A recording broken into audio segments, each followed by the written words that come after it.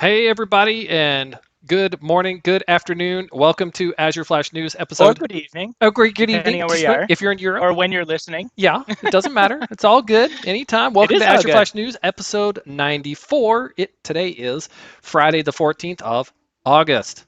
That's right. And just for the record, we welcome all time zones. All We time don't zones, discriminate. all time Yep, zones, all that's right. times to hear the show, all of it. We're so glad you're here.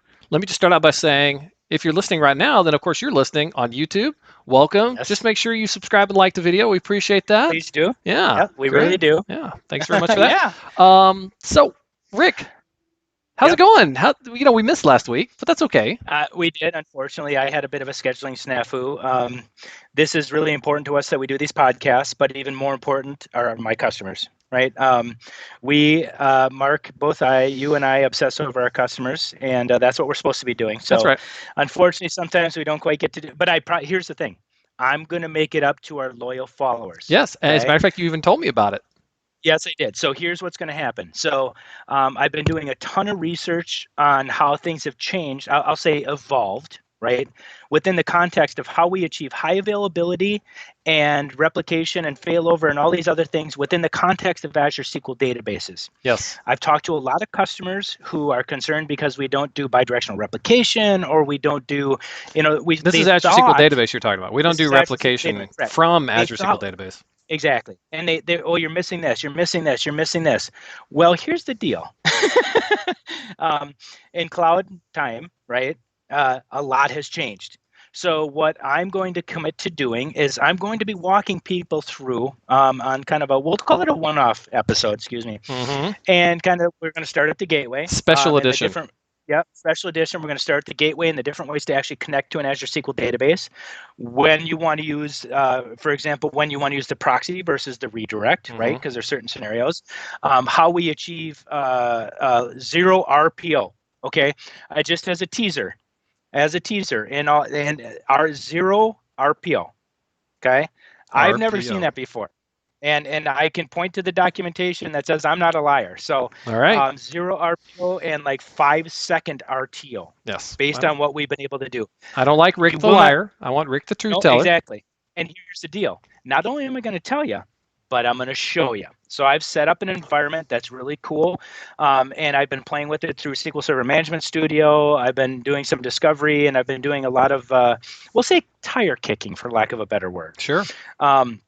In this case, maybe it's CPU kicking. I don't know. Anyway, so look for that. I'll try and get that produced ASAP because if you're like me, you don't want to just know the why. You want to know the how as well, Yeah, that's right. All right? right. Let's review what's coming up this week. We've got a lot of storage this week. So why don't you give us a quick Yes, review of what's coming this week, Rick?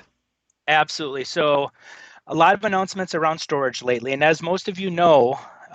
Who are familiar with Azure, storage really is the backbone of our platform, Yeah. right? With I think 12 or 13 nines of durability and the replication and I think at one point we actually did kind of a deep dive into how we accomplished that. So if you have access to the archives, you could probably go back and find it in one of our old episodes. But anyway, so storage is really critical to Azure. Just period, general, Yep. end of story, right? For sure. So we're constantly making changes. We're evolving. We're adding features. We're making it better, stronger, faster, bionic, if you will. So today we no no no no no No, no, no, no no, no no, no no, no no. no. Now wait, I think we just crossed the line from Bionic Man to Caddyshack. Yeah. No no no no no no no. Anyway, so we've got an announcement around backup flexibility, right? Which is really Yep. cool. Data Yep. disk backup flexibility. We sure do. A really interesting. So Mark and I had a very interesting conversation on the next subject, which is around FCI and SQL Server FCI on shared disks. So we'll talk about that, and we'll talk about maybe some of the pros and cons. And it does actually make for a really good migration story from on-prem. Yep. There's no question. So Yep. anyway, Yep. so we have that. We do have some Security Center updates, right? If you haven't looked at Azure Security Center, oh my gosh, You're missing out. please do, You're missing out. please do. And you're missing out. And even if you haven't looked at it lately, there's some really new cool functionality, as well as there's going to be it looks like some deprecated functionality that you're going to want to be aware of. Yep. Um, We've got some new replication capabilities for Azure Blob Storage Uh-huh. objects, which Yep. is super exciting. Yep. This one, Mark, you were pretty excited about Yep. an announcement around Azure Yep. Azure The Data Azure Lake Data Lake. That Storage. one's coming. That one's coming. And we're going Okay, to talk about that here in the show. right on. So, And then, oh, don't. oh wait. There's still more. Yet there's more. If you order now, we'll even talk about Azure Storage, the ability to truly test how failover can Oh, happen. yeah. So act now, just pay for the extra processing, and we'll throw that in for you for free. But And by first, the way, processing is free. but yeah, right. Plus shipping and handling. Yeah, If exactly. you order now, we'll double your order. Yes, we'll double That's your right. order. Okay, just real quick. Are you excited about Yeah. the Surface Duo? What did you think of that? Oh, dude. Okay, here's the deal. I'm not going to lie. I am on the pre-order list. I went to the company store, and I'll tell you what, there's definitely some excitement, okay? Huh? Because it took me 3 tries to actually get through the order fulfillment process. Yeah. And I have, I don't know if you can see this or not, my Google Pixel. Okay, so it's Actually, a I Pixel can't. 3. It's your hand is empty. You have to hold it in front of you. Oh, gosh, I'm very sorry. How's There we go. this? Now I see it. Oh, now it Okay. went away. Now it's So there. I am a Google Pixel user. I do like the fact that Google does actually their own security update, so you're not dependent on the service provider or your carrier to roll those out. And that same thing is going to hold true for the Duo. We've partnered with Google. You're going to get that same Oh, level right. of security Because it's an Android same device. frequency. Exactly.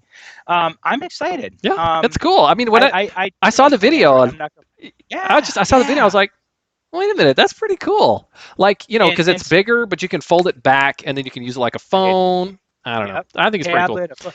And I joked with somebody. I'm like, well, at the end of the day, I may have just bought a really expensive e-reader,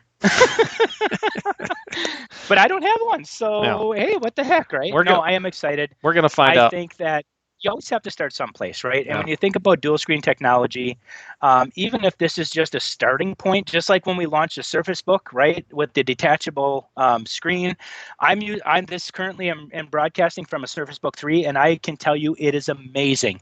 It supports the new AX 802.11ax standard, which coincidentally my Orbi Mesh network supports Wi-Fi 6, and I get 600 to 700 megs on your performance on my Wi-Fi Yeah. network.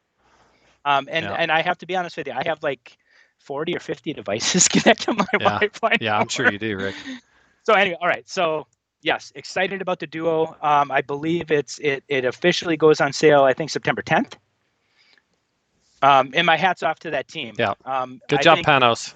Yep. And team. Absolutely. Panos. Another device category I think we just created, right? Yeah, pretty awesome. Okay. Yeah. All right. So on to the Azure announcements. Okay, so the first one here is selective disk backup for Azure virtual machines. Okay, so this is pretty simple and pretty straightforward. Something you probably need, but it's going to be really nice, and also just a reminder about Azure backup. Yes. Okay, and that's what I want people to understand, right? There's a backstory here. So with Azure Backup, when you back up a VM, you have to back up all the disks, right? Mm-hmm. Or had to. Let's say had to, okay? Mm-hmm.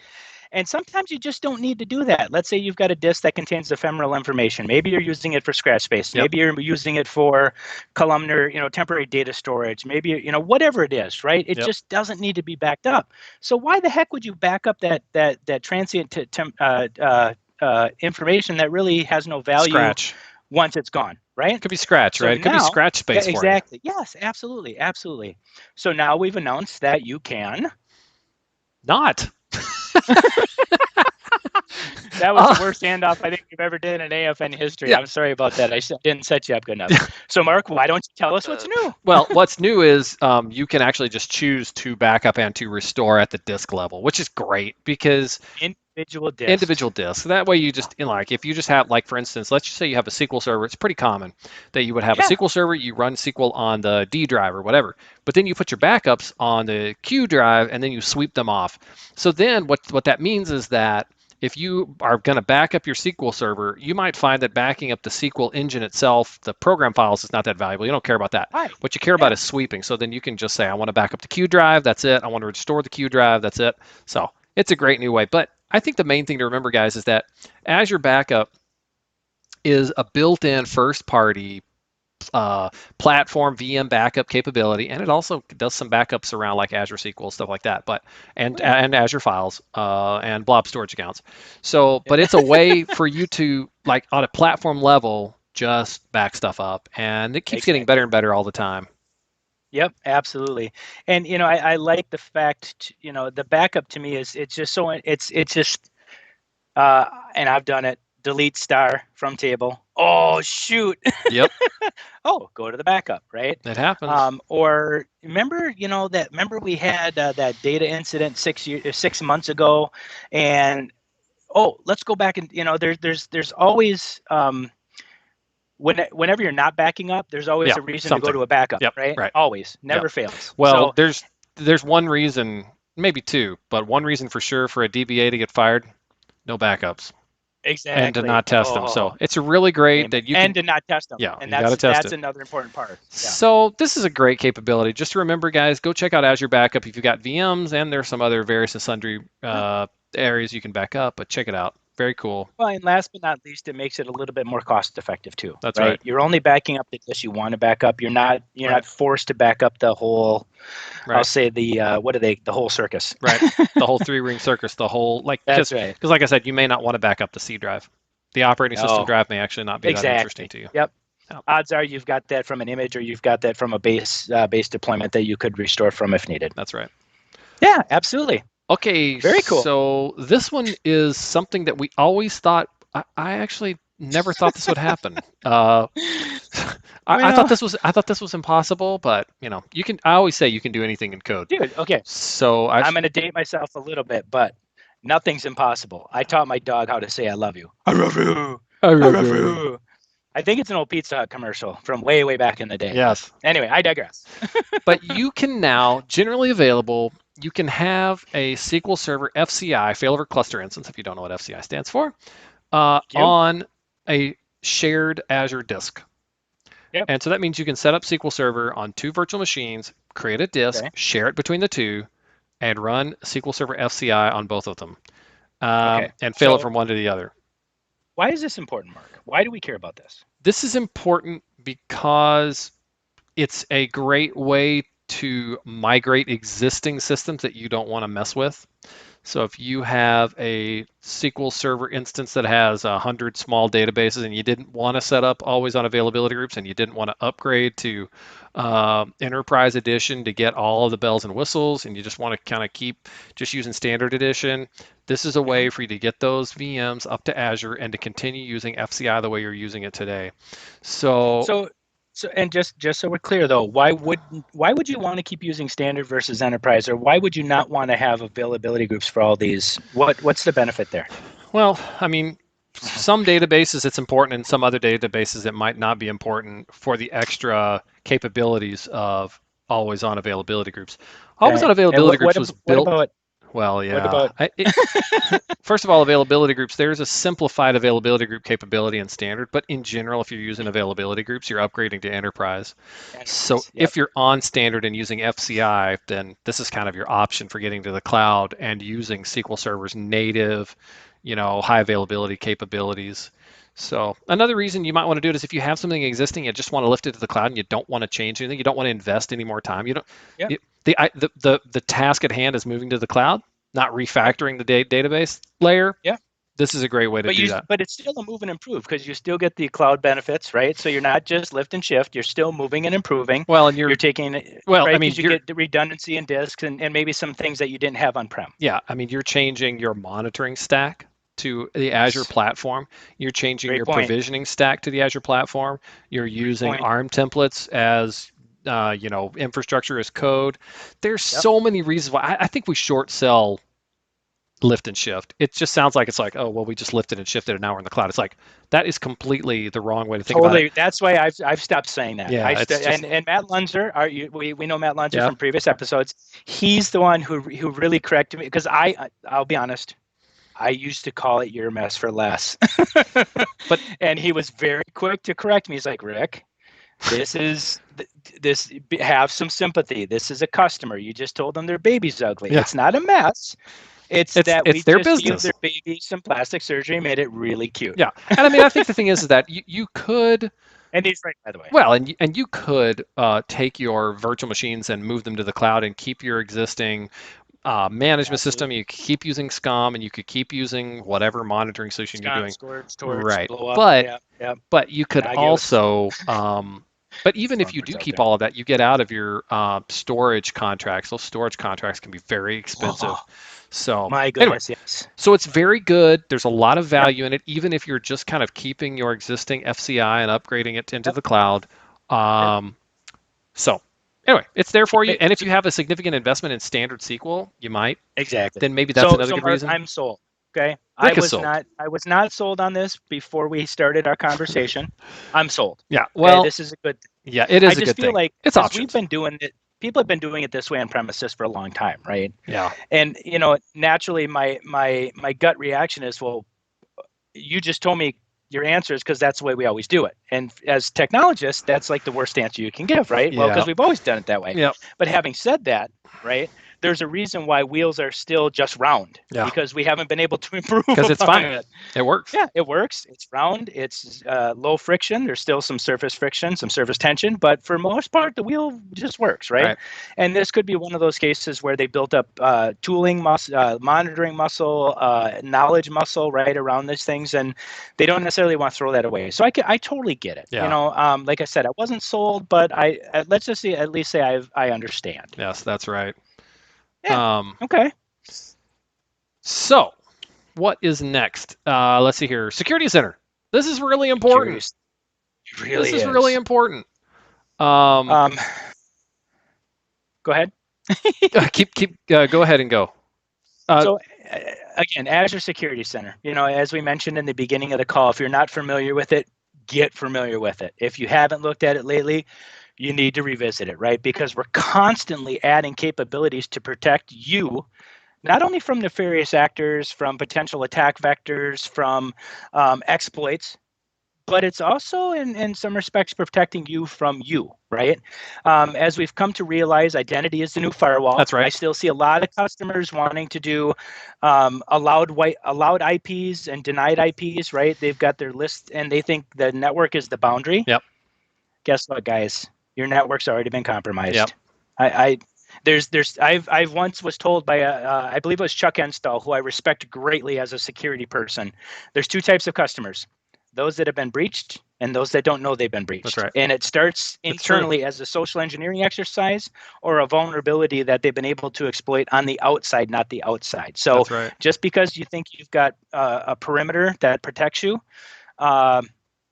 unfortunately, I don't think that's the case. So anyway, Security Center provides a holistic set of security capabilities.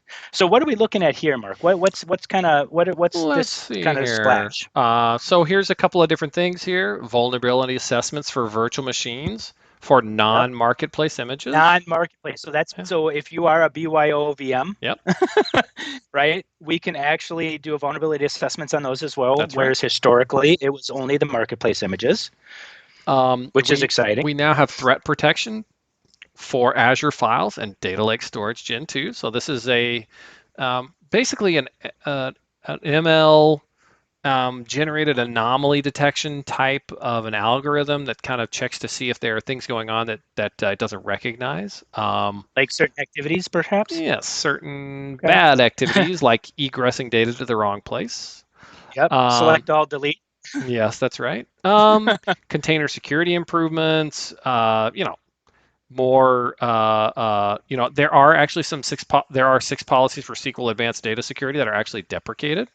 So we're kind of, I think that that's important to understand that we're always adding and removing. Like, it can be good to remove things, to prune.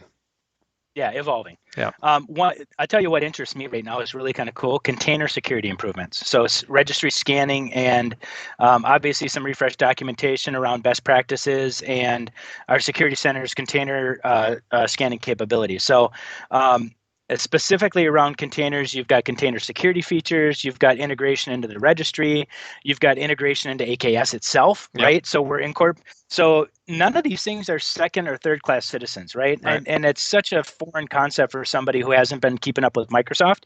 I mean, these are all non-Microsoft things, right? They weren't born at Microsoft. They were open source products, yet we're treating them like first class citizens, and we're helping you secure them. Yeah, that's right. That's right. right. It's amazing. And we also offer security recommendations for containers. So for example, if you're, the standard issue things like, please don't leave port 1433 open to the public, and please don't leave, decom port, all the obvious things. But I'm sure there's additional things as well, traffic coming from, we'll say, non-traditional locations that are trying to access your service and this, that, and the other thing. So That's right. Also within the cluster itself. So cluster host, okay.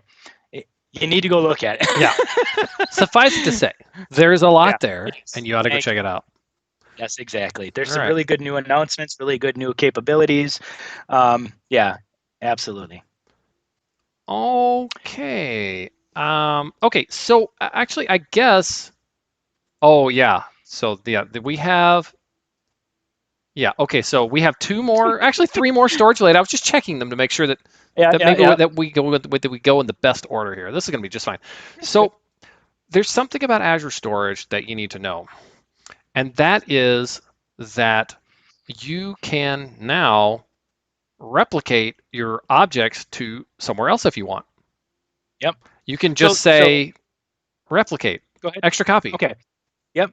So let's a little context here, right? Historically, as most of you know, when we deploy regions, we deploy them in pairs into a geopolitical boundary, right? And that's how we're able to enforce data sovereignty, geofencing for intellectual property, et cetera, right? So we typically deploy at least two. The other reason why we do that, or the reason why we deploy at least two, is because it also gives you disaster recovery, right? Failover. So as you know, with storage, typically wherever you deploy your storage, you can do local redundant storage, but you can also do GeoRedundant storage. Yep. When you use GeoRedundant storage, we use the DR paired region for that region to replicate your storage to, okay? Which is all well and good. It's a great concept. It definitely spans, like faults. It's across, what are they called?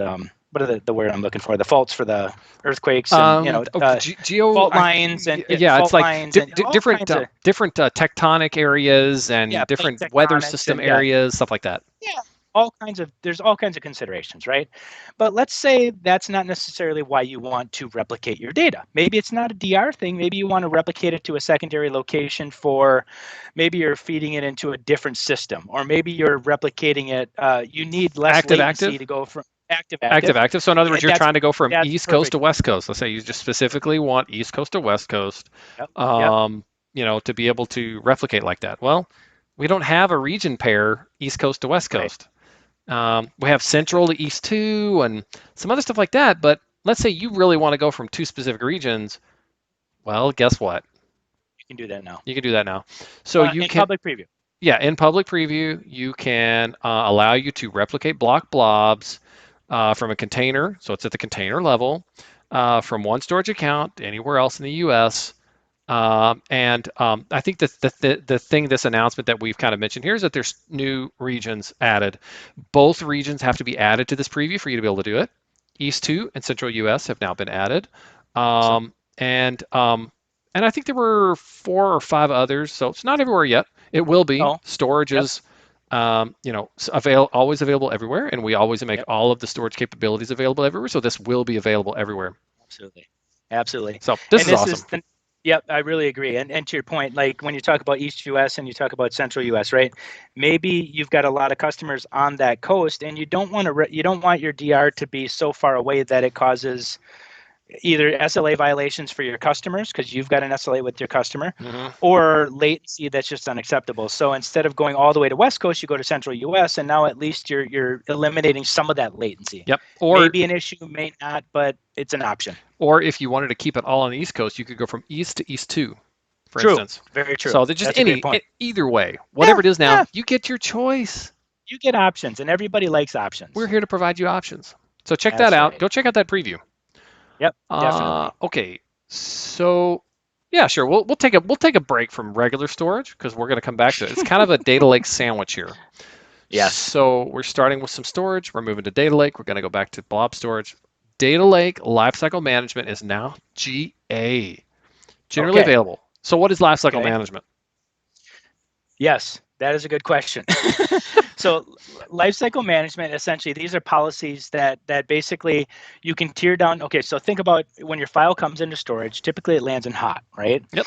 And you may want a policy that says, the life cycle of this file, I don't always want it in hot, Yep. or I may not always want it around, yep. or I may, so you've got a bunch of different policies that you can apply to files within Gen 2 for Azure Data Lake Storage that can say, if this file hasn't been accessed in this amount of time, please move it into cool or archive it. Yep. If this particular file has never been accessed or has not been accessed in the last year, go right to archive. Or if these files in archive haven't been accessed in the last 10 years and our retention policy is only 10 years, delete them. Right? Nuke them. Exactly. Yep. So there's a couple different ways that you can do it. So it's really cool because, let's be honest, that you always hear me say exploit the cloud.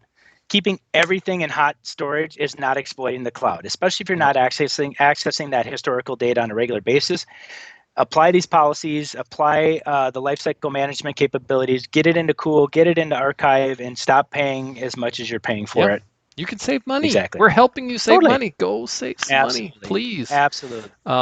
Yeah. So this one's pretty straightforward. Yep. It's generally available, ready to go. If you're using Data Lake, you got nothing to lose. You got to start doing this. Absolutely. You got to start doing it. Okay. The other nice thing about it too is the retention period to me is really important, right? Because I know certain industries have different policies, but let's be honest. And a lot of times I talk to customers who say, well, we have a 7-year retention policy, but we never delete anything. Then you don't have a 7-year retention policy. You have a forever retention policy. Well, because nobody's got time to sift through. And all right, you can set a policy. It looks at the files. It interrogates the last modified, the creation date, gone. Right. So now all of a sudden you're optimizing your storage without actually having to do anything except apply a policy to it. That's right. You can do it. Yeah. You can do it. You can do it. You can do it. All right. Okay. All right. So now this is something that we have been wanting to make available. So this is still kind of region pair bound. For today. So for now, whenever you set up like Rick talked about GRS, GeoRedundant Storage, it replicates automatically to its failover pair, and you don't get to control that. Yep. It's asynchronous. It's asynchronous. If you want to control where it goes, you can go to the preview we talked about earlier. Yep. But in this case, if you want us to take care of it, we just automatically replicate it to your secondary, to the secondary region pair. So like if you're in East 2, that's Central. If you're in Central, that's East 2. And East is West, right? I don't know the other ones. Okay, you can look them up. I mean, Oh, by the way, I think I know there's a search engine where you could go find it. Yes, that's right. But now, and what happened before is Microsoft was responsible for the failover, right? Yep. So that meant that so when you say that, that means we decide when it's time to flip the switch and say, okay, your GeoRedundant storage location is now in location B, right? So customer had no say, and if a customer had RTO, RPO, SLAs with their customers, it kind of, they had to come up with their own strategy, right? So maybe they were running AZ copy to copy from A to B, and then they had their own flip the switch failover thing, right? Well, and the other thing, I'll tell you what, I'll be honest with you. So earlier on, when I talked to a lot of customers, they're like, but you get that, I want to see it fail over. Yeah. Because I want to know that if it does fail over, what do I have to do? Do I have to change my code? Do I have to do all this stuff, right? You got to practice. And practice, right? And the cool thing about this one though is it's not like account.secondary storage. It's the same URL. It's the same FQDN. And when you click failover, boom, it goes to that location. Yeah. And you can test it. That's the cool thing. You click the button, and you can see how your application is going to perform. For example, if there's latency. Yep. Right. So to me, this brings to fruition a single logical storage account, but 2 physical locations. It really makes it just sort of, it's just 2 locations, and you can flip between the 2, whatever you think whatever you think makes sense. Absolutely. So anyway, it's like having a global file system. Yeah, and this is now GA. This has been actually Yep. around, so if you haven't seen this, that's fine too. But this is GA. It's been in preview for a while. Yep. So go create a GRS storage account. Absolutely. Put some blocks in it. Try failing it over. See what you think. You should be able to do that now.